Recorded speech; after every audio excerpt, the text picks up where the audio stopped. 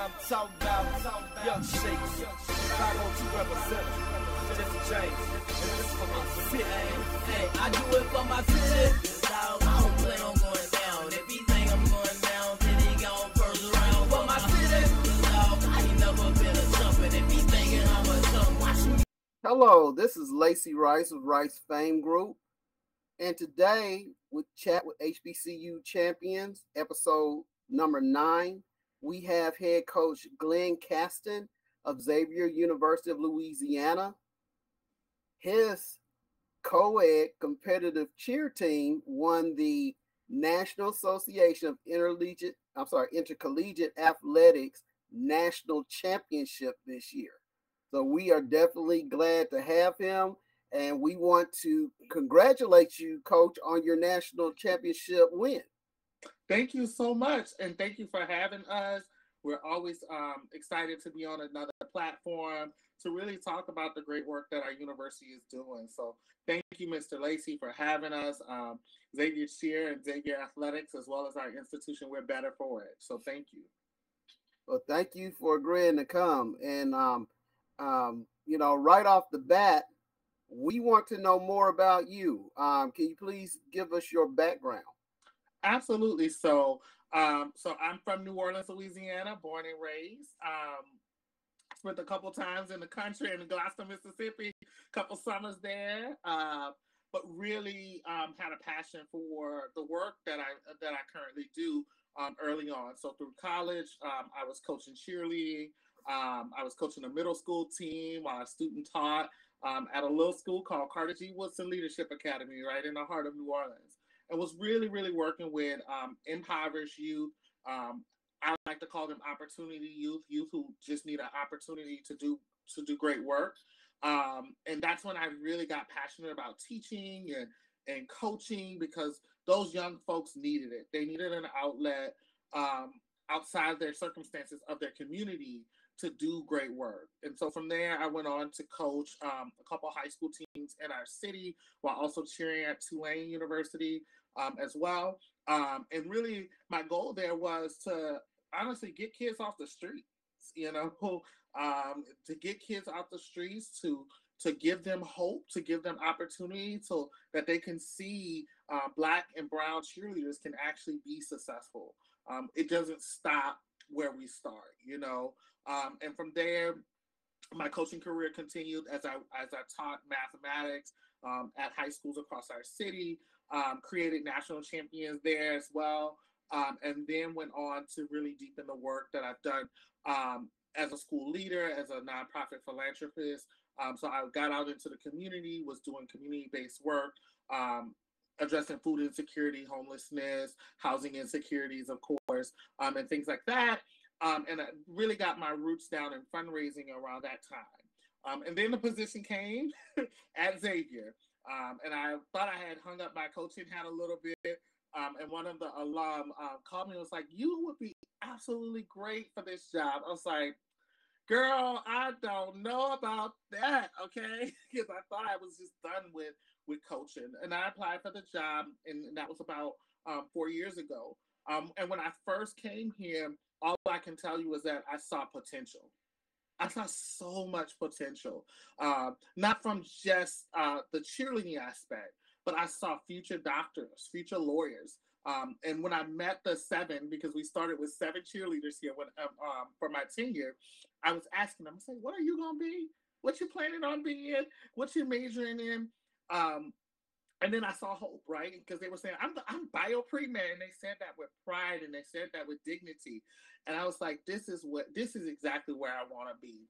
But Mr. Lacy, I would be remiss if I didn't tell you this story, because this is really where I get the roots and how our foundation of our program is built. So as a school leader, I was at a very hard school. We had passionate educators who are doing the great work of educating our young people and our youth, right? But still, we had issues, community level issues that we really could not address. And so some of those community level issues got ahead of us, right? So I remember my last year working at the high school level, losing 55 students. I lost 55 students to violence in our community. So even all of the great work that we were doing still could not, that great work was trailing along, but the violence was speeding past us, right? And so I threw in a hat, right? I said, I can't subject myself to this level of mental anguish because I was depressed. I didn't know if I was walking in tomorrow to see another kid, laying down in a coffin, and that's really hard. And so when I got to Xavier and we became competitive, the athletic director at the time asked me, he said, well, how many cheerleaders do you think you can get? And I said, I can get 55. And without even knowing it, right, without even knowing where that number came from, it was because I saw so much hope in the kids I had recruited, and that I had actually started to coach here, those 7. That I said, man, if I can get these 55, I can get 55 cheerleaders to do the great work to represent our university well. And obviously that number came from a lot of pain, right? It came from a lot of things, right? It came from a lot of seeing violence. It came from seeing those parents sitting in someone's living room talking to that mama trying to console her because her baby was gone, right? And so now I get the opportunity, and you can see behind me these names, right? I don't just view this as a coaching job. So I keep their names plastered on with magnets on my wall because that's who I see. I come to show up to this work, to do this work every day on behalf of the 55 cheerleaders that I get an opportunity to work with each day, and so that's where that's my roots. Okay. Well, actually, you took me where I wasn't planning to go. Just by mentioning your background and your and a struggle that you had. Actually, more recently, especially this week. Actually, this week, I've been engaged with a lot of different shows and various things concerning mental health. Mm-hmm. This, of course, is Mental Health Awareness Month, and what the focus this week had been was on athletes.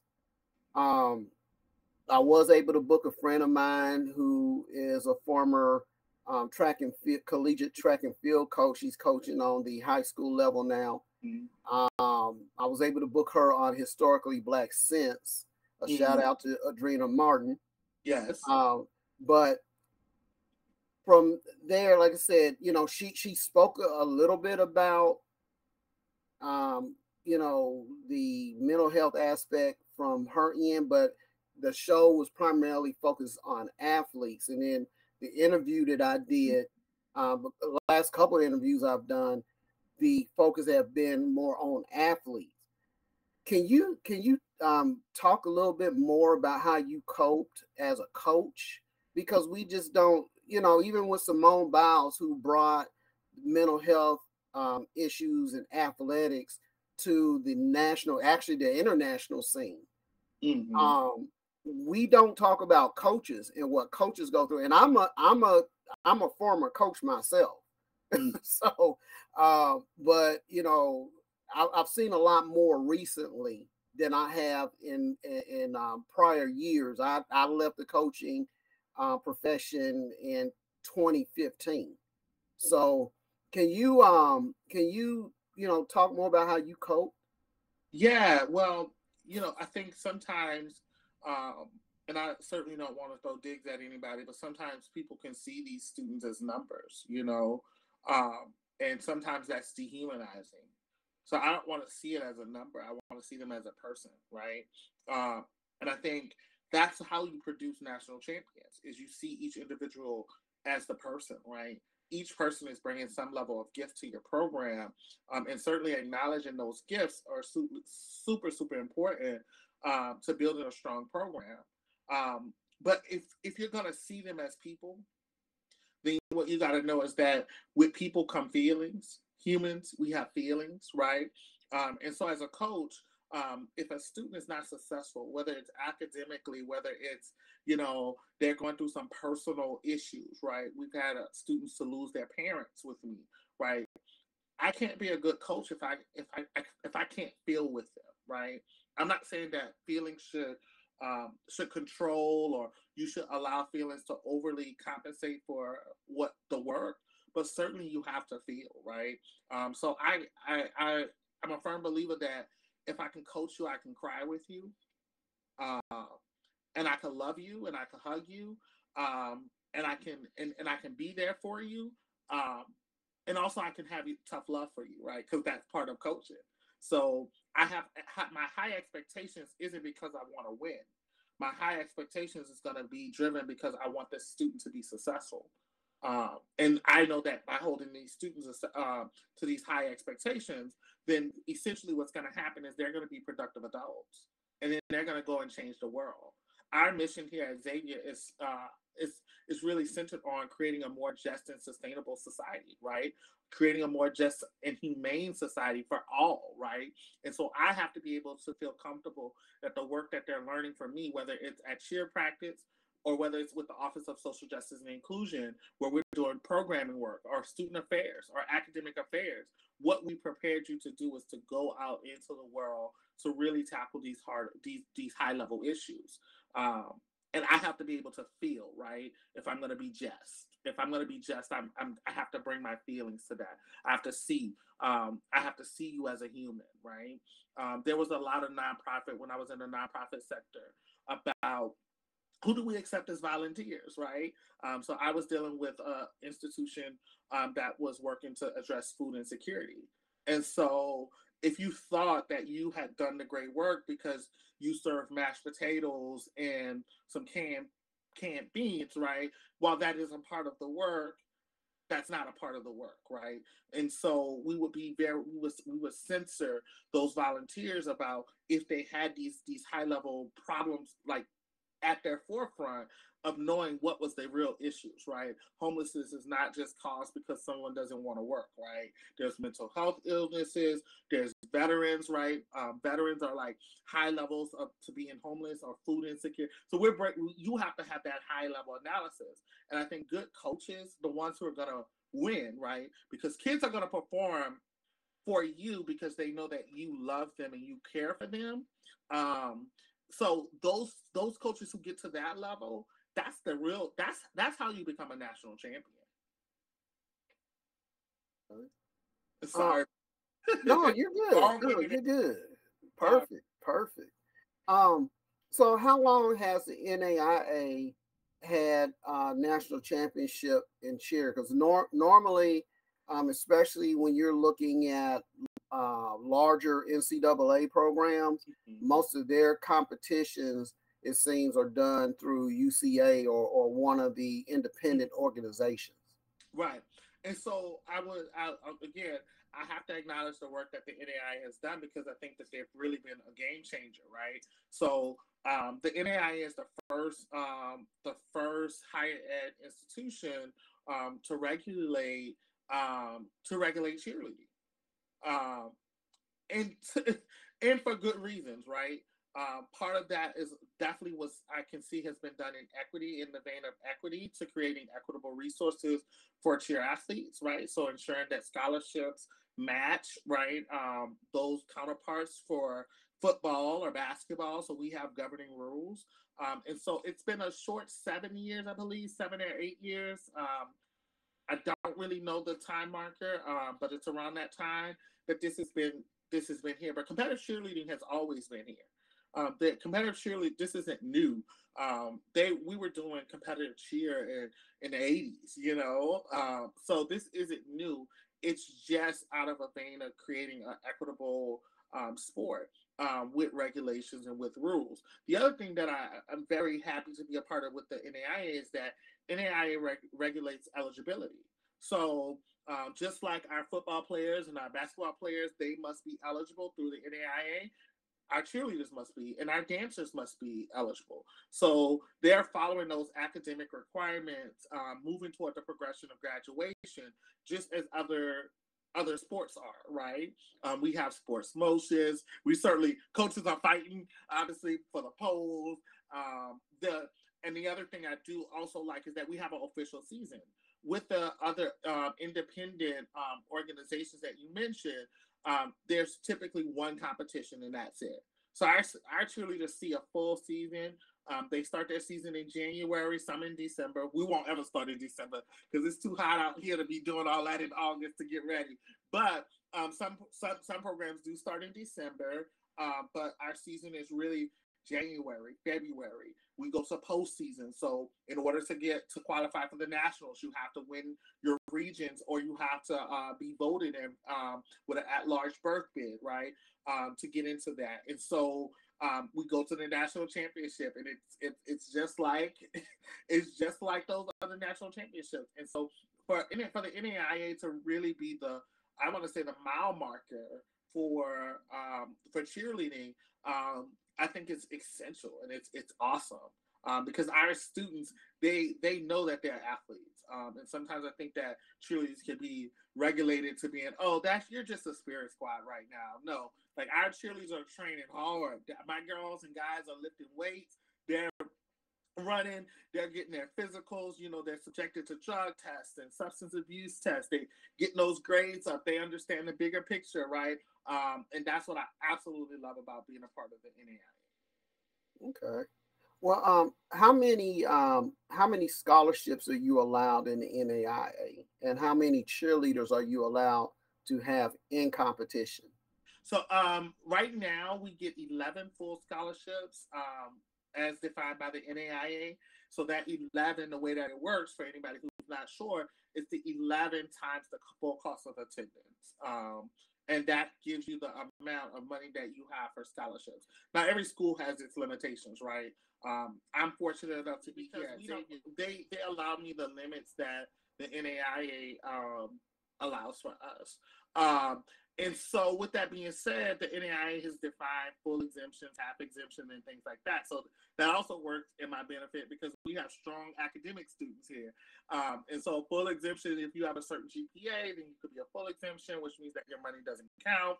If you have, if you're a half exemption, that half of your money counts. So we're really good at playing those games, like playing those rules that the NAIA has, because we're then able to offer more, if you will. Okay. There we are. So you said you have 55 on your squad? So I have a roster of 55. I go up to 55. Right now we're at 45. We're still looking for other athletes to come in and be a part. So yeah. Okay. Now, how many competed at the national championship? All of them, or? So you get up to 20. So this year we competed 19. One of the reasons we did the 19 was because going up to 20 would require us to add another stunt group. Unfortunately, we had one of our top girls, one of our flyers, to get injured, and so we couldn't add that extra person because we needed a top girl who was actually compatible to actually to do the skills, right? So that we didn't go down. So that's part of it too. We have injuries. We do all the things. They get trained and they go to rehab and things like that. And it's all still a part of the process. The worst thing about cheerleading is like, we don't have a backup. Like, you might have a backup flyer, but it's not the same as having like that backup quarterback, because these student athletes, they've been working together this entire year to get their routine down. And then it's like you throw somebody else in that group because something happened. It's just a mess sometimes. It's a mess. I can imagine, because it's specialized skills, and I think only people who are around cheer can recognize some of the lingo. And even me, as I was telling you earlier, I come from a cheer state, with powerhouses like University of Louisville, University of Kentucky, Morehead State University, and some others. Listen, my friends at Morehead, Mark Coleman is my good friend. He came down and he helped us out. And in December, he was like, "Coach Glenn, I got you. I got COVID. I was like, I just need you to come down for a week. I need you to do something for a week. So we're all connected." Okay. So, now with some of those positions, can you run through some of the positions on a cheer team, for especially for those of us who don't know all of the different positions and what they do and all that? Absolutely. So first we have our bases. We have a main base and a secondary base. The main bases are the two main people who are under the stunt, supporting the foot and the ankle, right? You have the back spot, who is supporting the back of the stunt, ensuring that's for safety but also stability. And then, of course, you have your top girl or flyer, the one who's on top of the stunt. Also, some people don't know this, but you have tumblers too. So some people can be a base and a tumbler. Some people are just a tumbler. Some people are both, a backslide and a tumbler, a flyer and a tumbler. It really is what the makeup of your team is. And so those are the main positions. We also have co-ed stunts, which is different from an all-girl stunt group. So in a co-ed stunt, you'll have a base, but typically it's a male. But at Xavier Cheer, we actually do all-girl co-ed. So we have one girl underneath support. Yeah, we bad now, Lacy. We bad.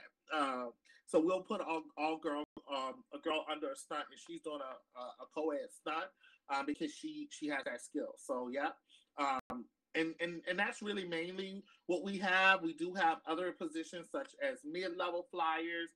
Our mid-level flyers are those who in our top tier pyramid stacking a flyer on top of a flyer. That mid-level flyer is that person who's supporting the top girls.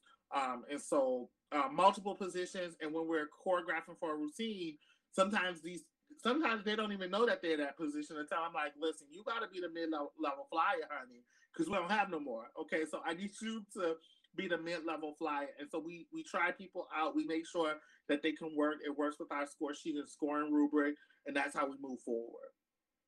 Okay, all right. So your cheerleaders, I assume, like other competitive cheerleaders, have to pull a lot of different duties. Even though you have a season, you still cheer for football, you still cheer for men and women's basketball and things like that, and you cheer for yourself. Yes. So how stressful is that for a coach or for you? For me, it's I have to say I have a great coaching staff. So I'm fortunate enough to have a 6-person coaching staff. Most teams don't. When I first started, certainly it was just me just going to everything. That's a lot of stress on the body. Also, but it's a lot of stress on your family life because, your mama and your partner. And like my partner's like, wait, what are we doing again? Like we have another basketball game, So that's when I really recognized we needed a comprehensive coaching staff so that I can. So for some of the things I wouldn't have to be present for because certainly it's a lot of time with the practices and the commitments. We don't have football here, which is I don't want to say it's a good thing for cheer, but it helps me to balance a little bit more of my time. Some of my colleagues who have football programs, I mean, their family is at every football game, At least I get to go do the French Quarter Fest or I get to go eat some good crawfish or something sometimes, But yeah, it's certainly a lot for the athletes. With one of the also reasons we have so many cheerleaders is because it allows us that flexibility so that every basketball game, it's not the same group of people doing the basketball game. So your Saturday night is not always tied up, or you can go to this study session for bio pre-med that's on this, Thursday night. And so we have kind of pods that allow us to help with the complexity of the schedules because you're right, men and women's basketball can be a lot on a cheerleader because while preparing for competition, you're spending all this time preparing for this 2-minute and 30-second routine. You're also having to practice for the halftime show or the pregame, right? So it could be a lot, but we really try to focus on the well-being of our athletes. We're always talking through them about what's going on. We get their syllabus, we match it to our calendar. We start to say, oh wait, there's a bio exam at the end of January, for instance. Just so we won't schedule all of our freshmen for that game because that they need to really be focused on that exam coming up, so we try to make sure that we use their syllabus and their professors in our academic support center to kind of program our schedule. All right. Go ahead.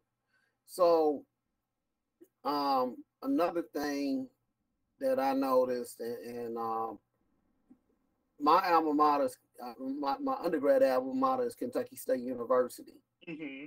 And so, and they compete in the SIAC. Yeah. And the SIAC has had a cheerleading competition multiple years and for quite a while. And Kentucky State has won.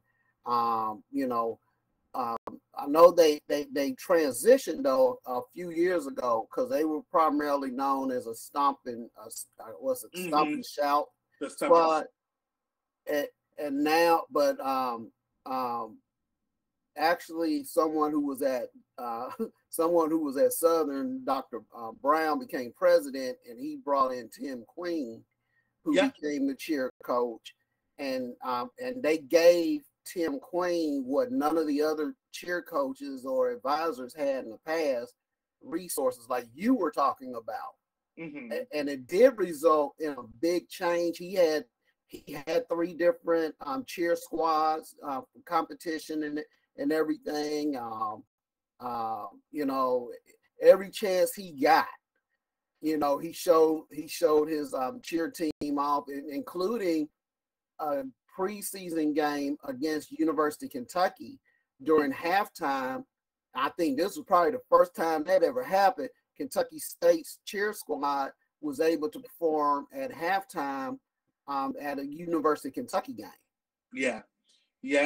Tim has done certainly a great job, and I know that he's no longer there. In fact, this weekend I was at the HBCU Sound Mind, Sound Body event with the new coach, Coach D. And so they've done a lot of great work with that program. In terms of Stump and Shake, we've never been a Stump and Shake team. We've seemingly just has kind of adapted a more traditional style of cheer with our program. And so certainly the work that Tim has done has been a model for a lot of the programs across the country to seeing how do you start to transition a program, and so that great work in Kentucky, like really good work in Kentucky. And I mean, those teams in Kentucky, some of those teams, that's all they do. Like that, they are ready for competition. The University of Kentucky, certainly with having some athletes, and I'm glad that Xavier has now navigated to the point where we're competing for those same athletes who would go to the University of Kentucky, or who would go right to those D1 institutions who are scoring well. And part of that is because of the work that we've done here, including being featured in multiple publications. This year, we launched a campaign called the I See Me campaign, which featured 4 different dolls, one of which is behind me right now. These dolls were featured on Oprah's Top 25 Gifts for Christmas.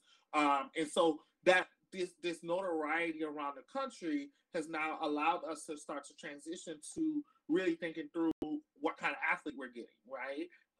Because what our program model is built on is how do we do better for the world? And so with the I See Me campaign, it was really about having those positive affirmations about having Black and brown cheerleaders, and that HBCUs can be a beacon of having quality programs and competing with some of the best in the country or the world. And certainly by being national champions, we've done that. Okay. Well, I know there's been a movement, especially within the last few years. And like I said, being from Kentucky, I know what the makeup has been for a lot of those teams. And, you would have just a couple of African-American young ladies on some of the teams. I know University of Kentucky has gotten even more diverse than what it was in the past.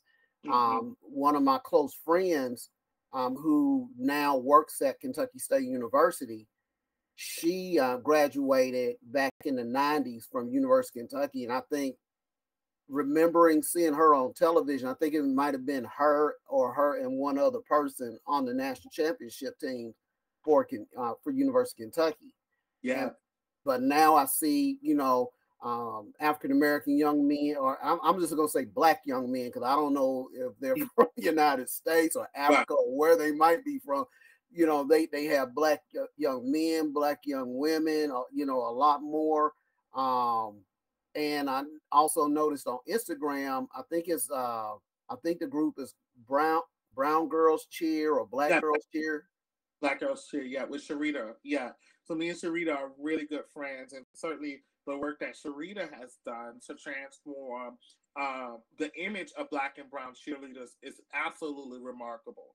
I don't think that there's anybody else in this country who has done that depth of work that she has done and invested, right? So her whole entire, Dr. Sharita, right, her whole dissertation was built upon the Black and brown cheerleaders and how do Black cheerleaders, right, like what is this life called Black cheerleaders?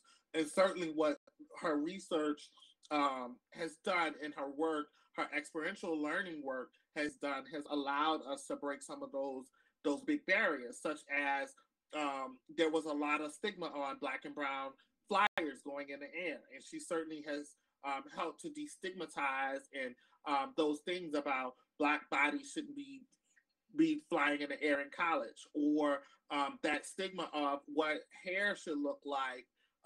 Should we all have to put a flat iron on our hair or get a sew-in to have a high ponytail? So she has really spent her time challenging some of, I want to call them isms, right? And stereo work that she's done with Black Girls Cheer is certainly one that I think is needed to continue. And I spoke with Sharita actually a couple weeks ago because what I told her, I said, don't get weary in well doing, girl, because the work that you've done to transform the cheer industry is being felt now. Like all of this work that you put in the beginning, you didn't know where your dissertation was going. You didn't know where this was going. Now you're seeing that the seeds that you've sown is now reaping a harvest, right? So we see D1 institutions now interested in our Black and brown athletes in a ways that they were not interested in cheerleading before, to be honest with you. Or we see all-star programs what they've idolized and essentially was this other image, and now that we see them challenging their own biases or their own lens on what it means to create an equitable sports space, and how do we move from being a part of an image like this is the image to this is the athleticism, because those two things are a little bit different. Okay. Well, yeah, she's done a remarkable job. I definitely follow, and I'm amazed by a lot of especially the real young ones that I see, and a lot of the stunts that they're doing. I'm just totally amazed. But I'm also enthused by seeing the transition from Stomp and Shake to more, I guess, more stunts and things like that, because the Stomp and Shake has its place, but so does seeing the flyer, seeing the tumbling and everything else. So absolutely, yeah.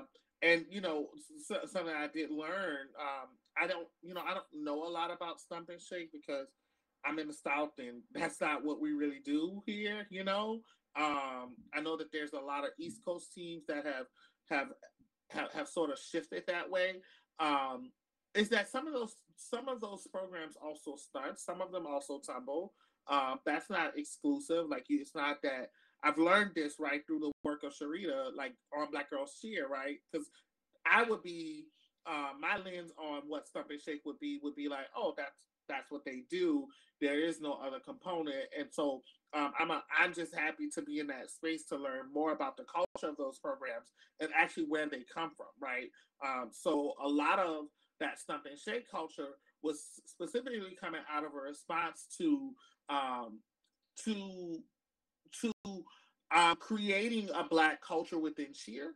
Um, the challenges with that was that everybody didn't have that analysis, right, about what Stump and Shake was and what the purpose was. We saw this emergence of this coming out, and then we saw all these teams trying to emulate these programs, and sometimes I think that the message had gotten lost about, no, this is out of a response to create an exclusive Black culture that we seemingly may have missed somewhere down the line.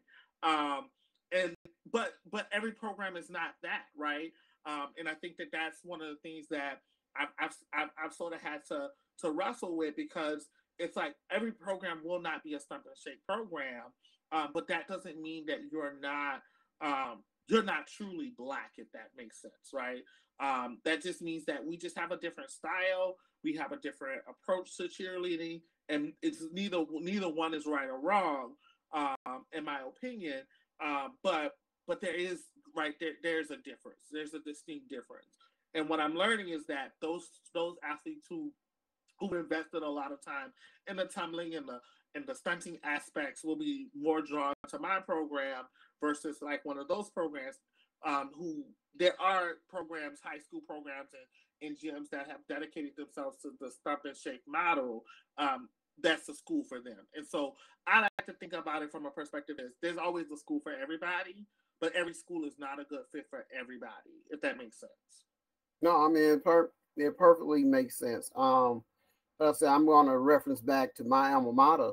Mm-hmm. Before Queen got to Kentucky State, those young ladies, well, young men and young ladies, they did not receive scholarships. They received stipends, and primarily book stipends is what they received. But they were out there for football games, no matter what the weather was. They were out there for basketball. They had to do the whole nine, and Mm-hmm. and so and they did it out of love, because I know a few of them were athletes in other sports as well, Mm-hmm. and but they did it out of love because, like I said, they weren't getting money Nothing. to do that. Trust me, I know. Well, and actually, the coach wasn't even getting paid to do it. The coach and advisor, they were not paid to do that. It was just the love, and I was able to watch some of the practices, Mm-hmm. and they had some intense practices, and I'm like, you only giving this kid book money? But Yeah. Listen. so I I always respect cheerleaders. And that's I used to go back, and this was another reason why my roots from education kind of steered away, was just that, like, I felt like it was the exploitation of these professionals, right? Mm-hmm. So just like you wouldn't go to your neighbor and say, look, can you amputate my foot? I think I got diabetes. You wouldn't do that. You just would not do that, because that is not, your neighbor probably is not the right person to do that, right? And just like you wouldn't ask Joe Blow off the street to come and represent you in court to sue somebody who hit your car, because that might not be their skill sets.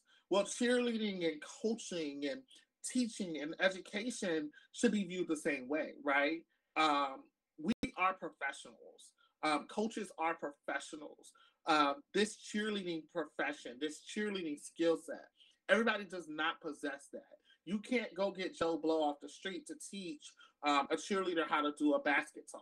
You can't get Joe Blow off the street to come and teach somebody how to do a pyramid. You know what I mean? And so these things are, if we're gonna do the right thing, we got to do the right thing in every aspect. That's equity with pay and access for coaches and resources for coaches. From that to creating equitable scholarship offerings and opportunities for our young athletes and scholars who come through our doors. We got to we got to do right by people, and it can't be viewed as a secondary option, because then we get people getting hurt, and then we get the diminishing of the sport and what has allowed us to continue to function. Well, you mentioned Coach D earlier from Kentucky State University, and I just met her this year. And I've probably known her longer and just didn't realize it. I know she owns a gym in Yes, Louisville. Yeah. And she somebody when I mentioned to somebody else about meeting her, they was like, oh well, yeah, she used to cheer at Kentucky State. So she knows about the struggle, and she also did reap some of the benefit of that transition to Tim Queen. And so she still got a lot of his kids to come back to the program after he left. And so I'm anxious to see how that progresses and how HBCU cheer progresses as a whole. I know you and I had talked before about the unaffiliated competition, because I think most of the NAIA programs are affiliated with a conference where they have cheer championships. But there were quite a few. I noticed there were quite a few HBCUs in that unaffiliated group. Yeah, absolutely. So I think I would have to say this because I got to give us credit where credit is due. I think we started the trend, right? So the schools that we saw to come on board, I've done a lot of work to get those schools to acknowledge what cheer can do for their organization, but also what it can do for our athletes. And so during the transition of finding because a lot of what we faced in my first year here was that there weren't teams around us that we can compete against, right? Because nobody was viewing competitive cheer in the way that we were doing it. However, we had a lot of NAIA institutions in our basketball conferences or whatever it may have been who they had programs, they just weren't doing it. So we did a lot of work reaching out to those programs and those athletic directors, selling what the NAIA can offer to them. And what we saw in terms is over the last 2 years, that those teams are starting to come on board, right? Those NAIA programs are starting to come on board. And so in our unaffiliated grouping, I want to say like all majority, if not one, except for one, they were all kind of brought in and ushered in under our umbrella. And then our former athletic director went over to Florida Memorial and got them started because he really believed in competitive cheer from this angle, and so then they became to be in part of sort of a part. Now we all a part of the same unaffiliated grouping, championship, the Southeast Championship, champion, whatever. And so ideally, if we can get more people under one conference umbrella, more schools to commit to the NAIA, because I believe you need at least six of them in order to qualify to have your own conference championship. Then I think what we'll see is this uptick in having more representation from HBCUs at the national level. We were the first HBCU to be featured, and so far the only one so far to be ever invited to the NAIA National Championship. And so we don't take that lightly because we know that as an HBCU, unfortunately, we have to enter that arena, and we have to, there's another level, right, of expectations from us. And so we don't take that lightly. We take that very seriously because in our eyes, we are standing as that pillar of as that pillar and representation of what our HBCU programs can offer. Okay. Well, how much do you think a movie like Bring It On contributed to the rise of Black cheerleading?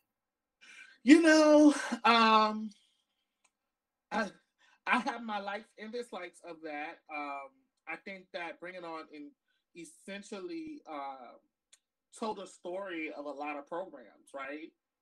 From an angle. People might not like what I say, but I'm going to just say it real, Lacy. So I think that that Bring It On told the financial picture of a lot of HBCUs and the commitment to right, having a competitive program and what people invest, right. So one of the things I think about Bring It On is like you see them staged at the football game, and I'm talking about the first Bring It On. You know, they're staged at that football game, and the crowd is wild and the crowd is big, and everybody loves the cheerleaders, but there's no investment. Right, and a lot of times that's what we've seen. Right, we saw the Clovers team raising money to get to the national championship, which is unfortunately the reality of a lot of our programs because we're underfunded, under resourced, all of those things, right?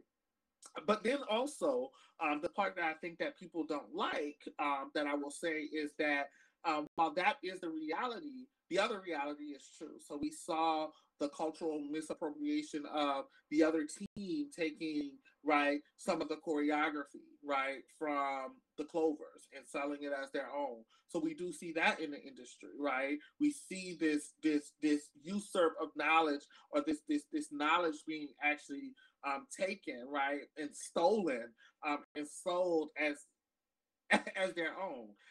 And one of the things I think about in the industry that we have to really work on is that the representation is, while that matters, it's not enough, right?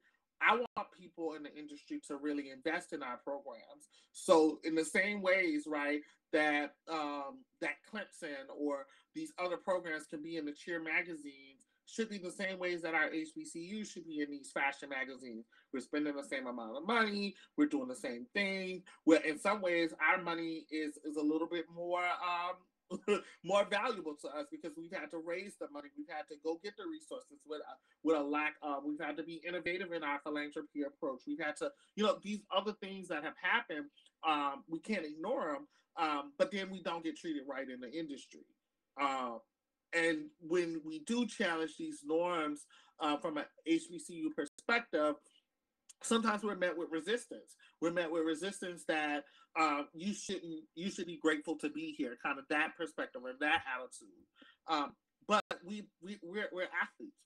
We are molding in ways, some of what you see, and that value of what we brought to the industry shouldn't be diminished because we had to raise our money versus they've been given the money, Well, I mean that's very important to say and bring some enlightenment to the situation, because I think that might have been eye opening for a lot of people outside of the industry, as to some of the things that happen. But we can see that a lot in a lot of different presentations. Anyway, I'm seeing a lot more, let's say, Southern. Big Power 5 Southern bands, yep, kind of mimicking the playlist of HBCU bands, and sometimes I watch a football game between two big programs, and I start hearing the bands play, and I'm like, oh, did they invite so and so to the game or something? Listen. And I know what you're talking about. Listen, I ain't gonna say that though. Listen, I'm gonna let you go and preach that sermon, Mr. Lacy. But I mean, it just to an extent though, it does show that that appreciation for our culture and what our culture has contributed to the American lexicon. Mm-hmm. And but hopefully, and that movie showed something that I guess you might not see in some places, where the leader of the opposing team, when she found out where her predecessor got the routines, mm-hmm. then she wanted to change that, especially when they got showed out and Clovers came out there and mimicked them on their own field, did the exact same cheering and told them, you can have that one. Hopefully we will get full credit in our whether it's cheer bands, artist or anyone else, that they will get their just due and the credit for what they've done. Because if we're good enough for you to take some of what we do and incorporate it into your routines, then we should be good enough to compete against you at these competitions. Absolutely. And win, right? Right. And win. I think cheerleading has a lot of subjectivity to it, and certainly on the score sheet, what we've seen is really challenging those folks who are responsible for creating our rubrics and how we're being scored to start to devoid it of subjectivity. Because when it's so subjective, when so much of it is subjective, then it's based on your own preconceived experiences with what your association of cheerleading should be, right? Or would be. And so there was one category on one of the score sheets that said appearance. And I was like, appearance? So there's like 10 points for appearance? Well, right there is 10%. So if I don't think that you look to par, right, of what my own image of what a cheerleader should look like, then you're already at a disadvantage, right? And unfortunately, I think when people's images, what they feel is the image of so and so is challenged, we get into a larger conversation of, well, why do you feel that way? Why do you feel like the marker of excellence for appearance is this versus this? Does this challenge? What is this doing? You know, like we get into these really tough conversations because what we get into is biases, right? And some that we've already spoken about today, such as having black flyers or top girls, right? Unpacking that, right, at a competition is not the most appropriate place to do that. But what we as coaches find ourselves having to do is be therapists and allowing judges to sit on our couch while we tell them, you know, hey, like, I don't understand why I didn't get the same markers for this particular category that so-and-so got, right? And that's a challenge. Right. So, just moving on a little bit. Yep. It seems like a lot of, like, you know, a lot of coaches who I know, you know, right off the bat, which is amazing, you know, considering, like I said, that they're in Kentucky, you're down Louisiana, and you really don't even see each other in competition or anything. Mm-hmm. Is there I don't want to say fraternity or anything like that, but is there an organization of Black cheer coaches? Now, see, Mr. Lacy, you're trying to get our secrets. I see you. We as HBCU coaches, we have group messages and group chats and group text messages that we're consistently in. And so, yeah, we're always talking. We're always talking and supporting each other. You know, last couple weeks ago, we saw the tragic death of one of the Southern University cheerleaders, right? And forever in my head would be that how loving our HBCU coaches surrounded Southern, right, coach and their team. You know, I mean, we were checking in on the coach. We were trying to make sure that those athletes felt supported from across the country in ways that we kind of mobilized that I don't necessarily see PWIs doing, to be honest with you. So I think that there's something there to acknowledge. There's some type of connection there that should be amplified. But yeah, like us as coaches, we're supporting each other all the time. I went up, speaking of Southern, they were going to nationals in April, and I went up, right? I went up to see their routine and to give them, like, hey, from a coach's perspective, this is what I see. Fix that. Do this. Do that, right? And I don't see that as helping the competition versus helping another HBCU be successful.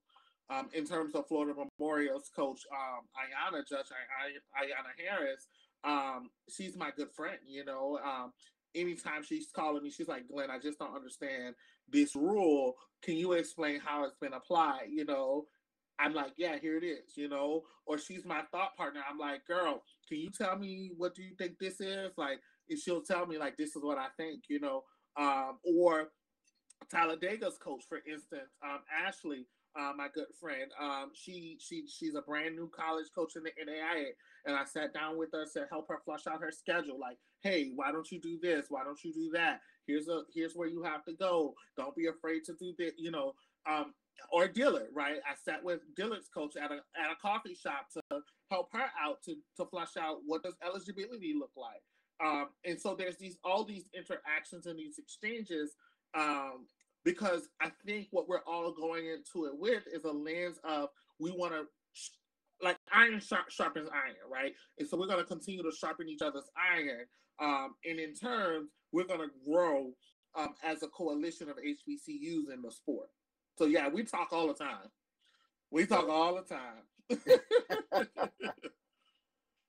So now, also, are there? Well, I know there are a lot of various. I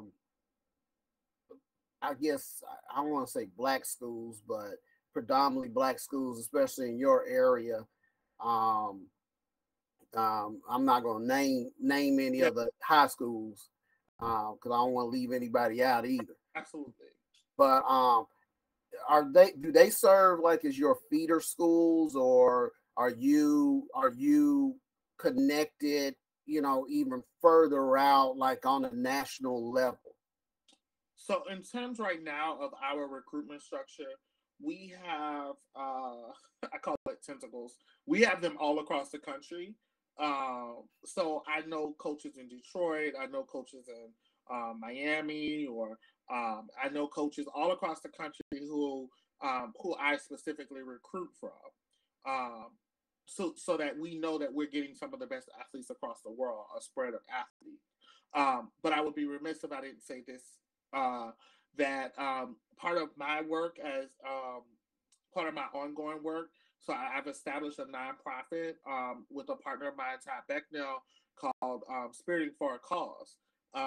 Because what I see a lot of times in New Orleans specifically is that our New Orleans youth, they aren't ready to be college cheerleaders. Not because they don't have the talent. They certainly have the talent. But what they've lacked is technical training, right?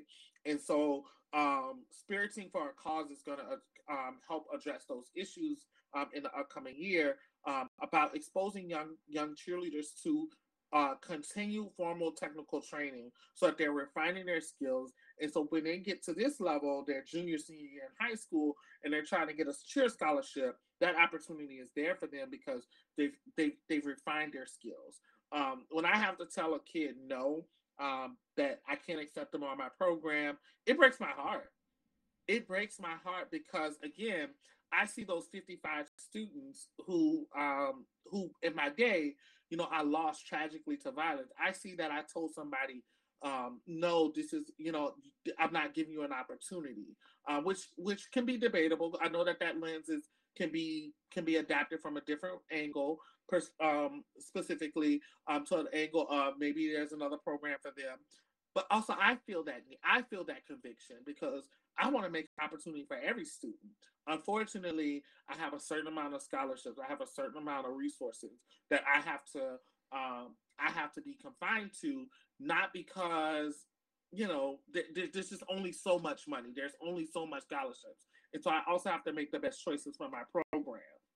But one of the things about Xavier Cheer that you will know is that no matter where we go, where we travel, be it Detroit, be it Miami, we always go to a gym or a rec center that always gives back to the community. So in my pursuit of being a champion, I want to leave these seeds of this is possible for you, right? So I remember in Detroit going to Motor City Elite, which is a smaller gym located in a local church. Coaches just doing phenomenal work, but we'll never get the exposure because there's no big gym. She's not a big gym, right? And so we're in her gym we're working out, and those babies loved us. They saw possibility, they saw opportunity. And so as long as I'm coaching, as long as I'm in this work, invoking change, it will be to go ahead and move that needle about how do we start to close the opportunity gap that exists, because these cheerleaders who could be very skilled and talented, and they have the athleticism that we need, or that they need in order to get X amount of Z skills, can have that opportunity. I'm going to continue to do that work. Okay. Well, how tough is it to recruit to Xavier? Because it is one of the top academic HBCU, top academic schools in the country, period. Mm-hmm. And I know you mentioned, only having those 11 scholarships, but having, wanting to always have around 55 athletes, meaning you have to divvy out, monies in a specific way. And you mentioned earlier, too, academic scholarships being essential. How tough is it getting those student athletes in? So getting them in typically, it's rigorous, right? Xavier is a rigorous institution. We're producing the most Black doctors who go on to finish medical school than any school in the country. It's tough. It is tough. But we also have other degree tracks such as business, education. We have a variety of degree tracks, certainly. Getting them here can be sometimes a challenge, because we're looking at the full picture. The admissions office is certainly looking at their GPA and their test scores and things like that. And so it is a challenge sometimes, because when you're recruiting, you're not recruiting. You can't just recruit for the talent. You also have to recruit for that they're going to be successful when they get here. Because the worst thing a coach can do is bring somebody to your institution, and then they're not going to be academically eligible because the school is too rigorous, or because there's nothing here that they're interested in majoring in. So you have to be very, very strategic. So in my recruitment process, I've had to say this to some people will be like, I want to just do nursing. I was like, well, we don't have a nursing degree, right? We have to, well, you can't be a doctor, but nursing is not it. We have a physician assistant program, but we don't have a nursing program. In those cases, they're like, no, I really want to be a nurse though. And then I'll be like, well, Xavier is not the place for you.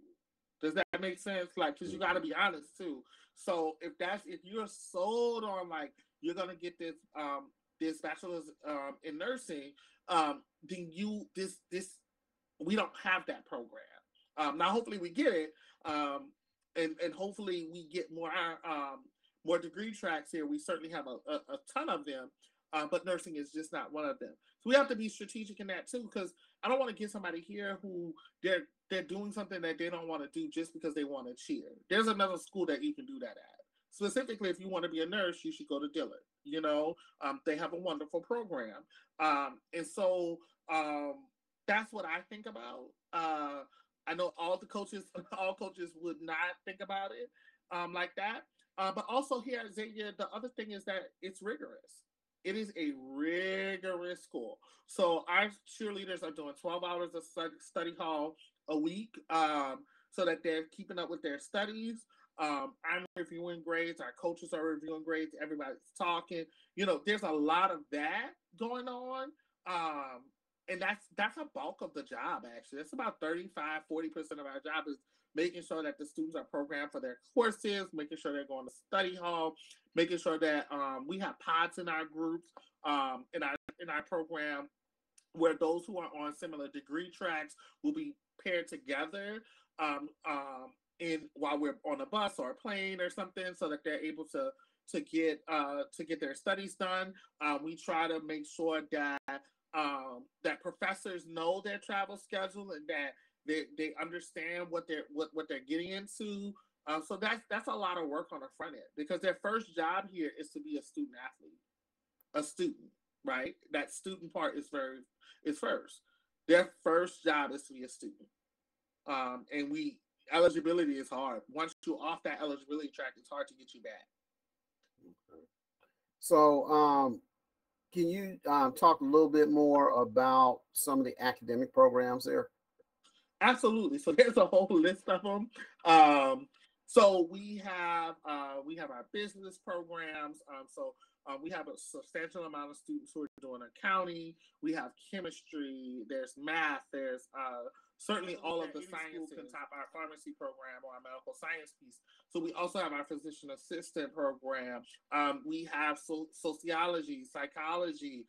Students are able to do psych or psych pre-med. We have our engineering program that's here, our new neuroscience program, the physician assistant program. So there's so many different tracks to be here. You know, we have broadcasting.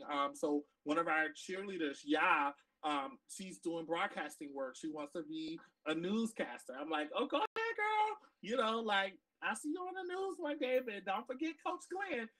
Marketing, you know, so there's all of these other pieces that are here. So our mass comm program is really good. I mean, those kids are interning across the country. We have one kid to actually go and do something with CBS Sports. I know that got announced, who covered our competition. We have arts and music program. I mean, there's lots and lots of degree track. I know that we're known for the medicine and for the bio pre-med and the chem pre-med, but certainly there are way more. There's way more out there. Just tons and tons. Okay. Can you talk to us a little bit? Because I do need to wrap this up here soon. But can you talk to us a bit about your athletes and your coaching staff? Mm-hmm. So our athletes come from across the country. They are well versed. We have world champions to the backyard tumbler. You know, somebody who just taught themselves how to tumble. And they're all treated the same. You know, if you have the skills and you have the passion and the drive, we love you. My coaching staff, we have some of the best coaches in the world. They get mad when I say it, but I have the best coaching staff in the world. My coaches have a variety of background. Coach Amber, who's my assistant coach, certainly she has an extensive experience working with cheer sport and Charlotte All-Stars, and her extensive background training and training world's team is awesome. I have Coach Lauren. Coach Lauren is from Baylor and was one of the captains of the Baylor cheer program, who's helping us run our game day aspect, but also, I mean, she gets in where she fits in, but certainly her specialty is making sure that our game day side is taken care of. We have a new coach this year, Coach Tanaj. Coach Tanaj is a world champion. She's glowed several times.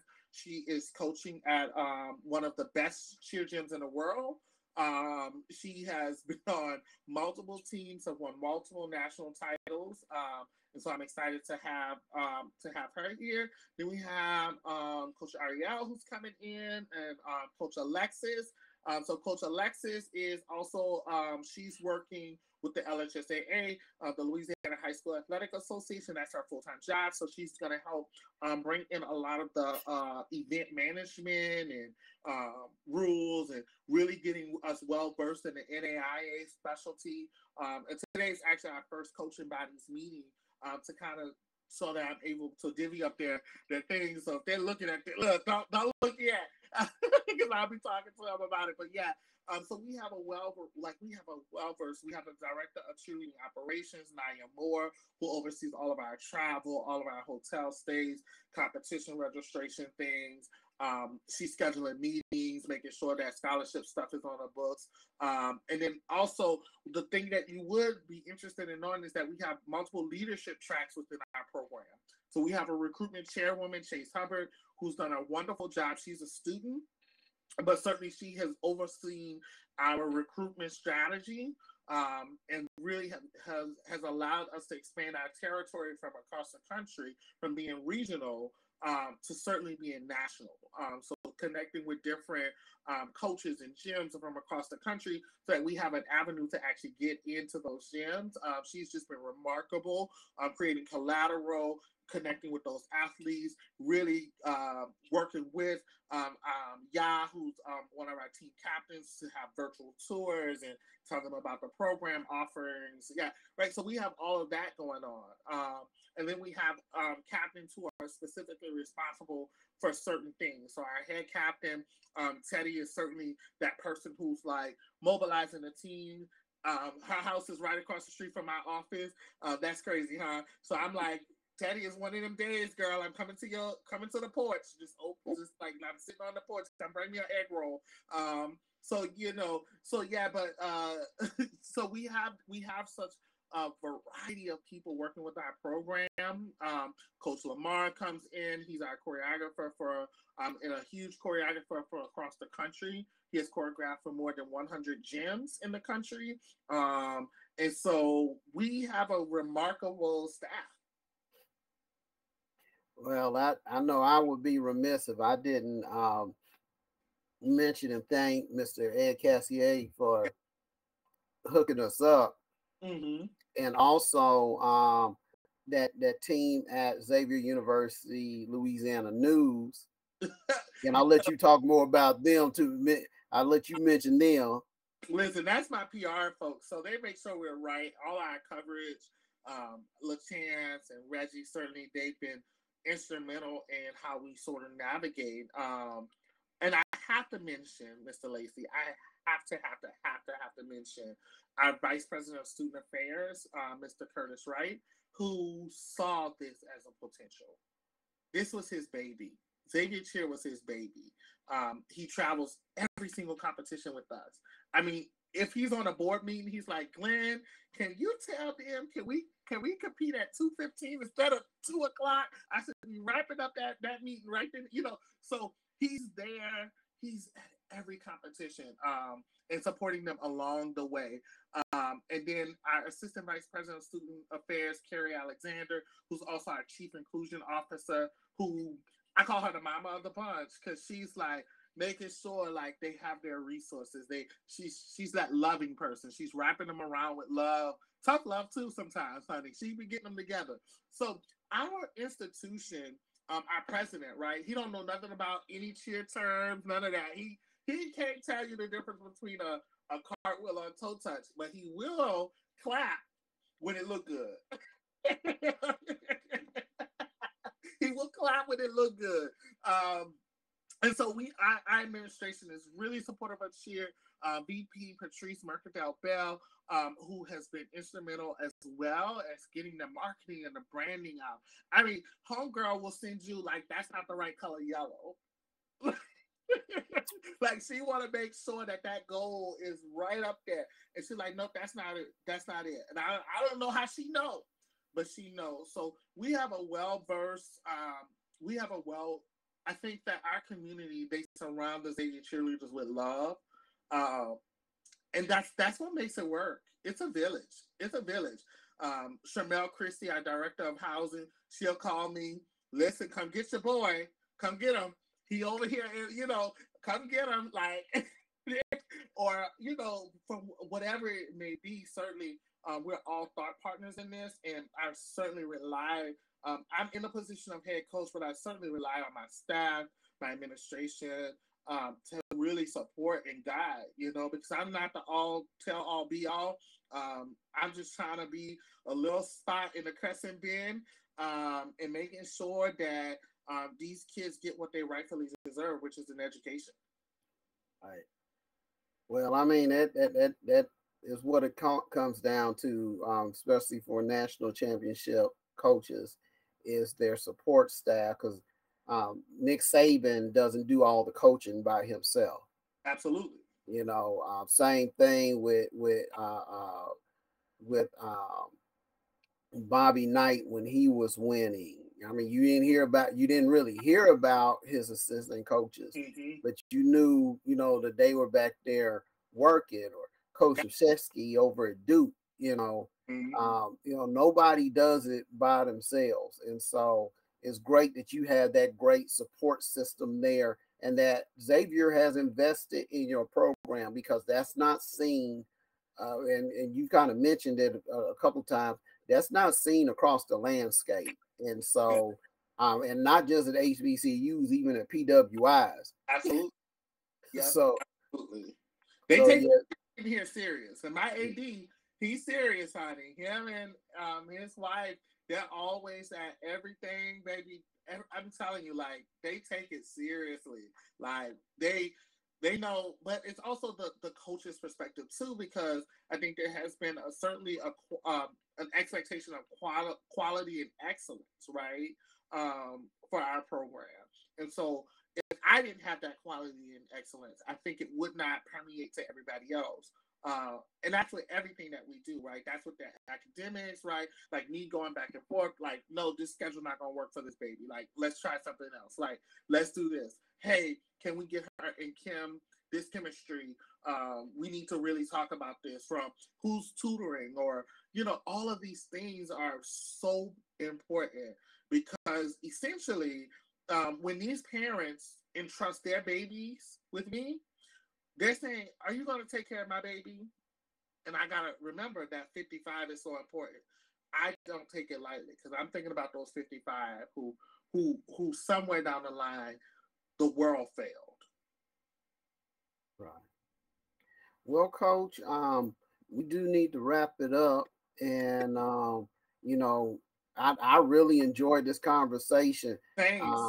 I'm going to have to get me a timekeeper or something to keep me on track, because it seems like each time I do one of these, they get longer and longer. But, you know, as I told you when we first met, this is a conversational style. That's why, you know, I called it a chat. This is not, you know, NBC or ABC or Arsenio Hall show or anything else like that. This is a real chat, and it's all about the coach and that the program. And your program has done something I can't remember any other HBCU that has won a national. And I could be wrong. I could be possibly wrong, but I don't really remember any other HBCU winning a national championship in cheer, whether it's with the NAIA or whether it's with you know, UCA or one of the other other nationally recognized organizations. So that's a great achievement and a great honor. You know, you are a record setter, you know, and hopefully a trendsetter at that. Yeah, hopefully they got some other ones coming up behind us. Get ready, world. Hopefully. Oh yeah. Well, I mean, and I'm just gonna throw this out here. The first basketball program to ever three-peat in college basketball was Tennessee A&I State University, now known as Tennessee State. All right, Tennessee State. There's only been 3 basketball programs on any level to three-peat. Mm-hmm. Kentucky State is the other one. It's the other HBCU. There's only one PWI out of the 3. See what I'm saying? You better say it. Only one PWI, and that's UCLA. Mm-hmm. And we know what Coach Wooden did back in the day. So, you know, the NAIA does provide a lot of opportunities that, you know, you might not see other places. In fact, the first women's basketball program to win a national championship in the Title IX era or Title IX organization was Kentucky State University. And in fact, that was the only game in which 2 HBCUs competed for the national championship, because they beat Texas Southern in that game. Mm-hmm. And so, like I said, you know, there are opportunities, and unfortunately, we haven't seen them in other places, even though we have had schools to win NCAA championships and championships in other places. But the NAIA, as you said, that they've been a forerunner, and I hope that it catches on with others, so that our programs do have a chance to show what they can do. Mm-hmm. Absolutely, yep. I'm interested, and I can't wait to see the growth of our sport, and certainly the HBCUs that are coming right behind us to make that marker. I'm excited. Okay. Well, Coach, once again, I do want to first thank you for sharing time with us for this terrific interview. Or well, this wasn't an interview, for this terrific chat. Yes, this conversation is chat. Yes. and for the knowledge that you spread to us, and I'm a lot more knowledgeable now than I was before, and I really appreciate that. And I also definitely once again want to congratulate you on your great achievement, your national championship. That's amazing. And once again, hopefully, hopefully you won't be the only HBCU to bask in that glory. Yeah, listen, and thank you for having us again. Look, we really appreciate your platform and extending your platform to our institution. We are so excited to continue to join our media partners as we do this work, because this is a meaningful, important work that needs to get done. So super excited. Thank you so much, Mr. Lacy. Thank you. Well, thank you very much, Coach Caston. Really appreciate it. Thank you. Have a good one. Thank you too. Yeah. Now I'm talking about young shakes. 502 represent. Just change. And this for my city. Hey, I do it for my city. I don't plan on going down. If he think I'm going down, then he gone first round. For my city, I ain't never been a jumpin'. If he thinking I'm a jump, watch him get his head lump. For my city, I don't plan on going down. If he think I'm going down, then he gone first round. For my city, I ain't never been a jumpin'. If he thinking I'm a jump, watch him get his head lump. For my city, cause I feel like I love her so much, like I owe her so much for supplying her touch. I will always respect her, I will never neglect her. Bet you hear her naming like every one of my records. No, I'm not stunting, ain't no future in your frontin', right? Gotta get this money, watch me get it all night. Planet flying top flight, higher than space stations. That's why I gotta grind, cause I need it and I hate waiting. Really, I was debating, didn't think I could make it. Now that I know I'm capable, y'all can love and I hate it. For my city, I'm banking, I'm holding about 50. And if I blow 50, then it's all for my city.